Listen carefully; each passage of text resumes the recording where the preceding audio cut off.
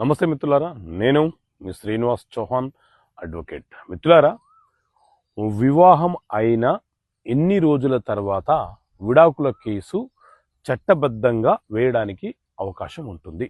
So మిత్రులారా, మన దేశంలో హిందూ మ్యారేజ్ యాక్ట్ 1955 అనే చట్టం అమల్లో ఉన్నది. ఇందులోని సెక్షన్ 14 ఏం చెప్తుంది అనంటే, వివాహం అయిన ఏడాది తర్వాత మాత్రమే భార్య భర్తలు న్యాయస్థానంలో కేసు ఫైలు చేసుకోవాలి.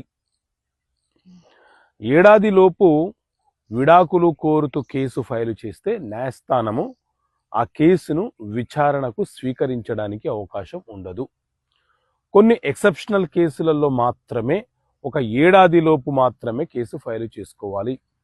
ఉదాహరణకు, మైనర్ అమ్మాయిని మైనర్ అని తెలియపరచకుండా వివాహము చేస్తే ఆ వివాహాన్ని రద్దుపరచమని చెప్పి ఏడాదిలోపు ఫైలు చేసుకోవచ్చు. అలాగే మ్యారేజ్ అయిన రోజు నాటికి అమ్మాయి గర్భావతి అని తెలిస్తే విడాకులు కోరుతూ సంవత్సరం లోపే కేసు ఫైలు చేయవచ్చు. మీన్స్ నల్ అండ్ వైడ్ ఆ వివాహాన్ని రద్దుపరచమని అడగవచ్చు. సో ఇలా కొన్ని కండిషనల్ కేసులలో మాత్రమే ఏడాదిలోపు కేసు ఫైల్ చేయడానికి అవకాశం ఉంటుంది. అలా కాకుండా సాధారణంగా అయితే వివాహమైన ఏడాది తర్వాత కేసు ఫైలు చేయాలి.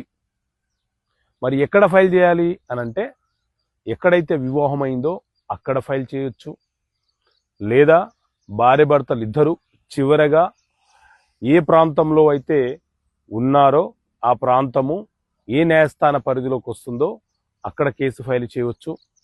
మీ పర్మనెంట్ రెసిడెన్స్ ఎక్కడైతే ఉంటుందో అక్కడ కూడా విడాకులు కోరుతూ న్యాయస్థానంలో కేసు ఫైల్ చేయడానికి అవకాశం ఉంటుంది.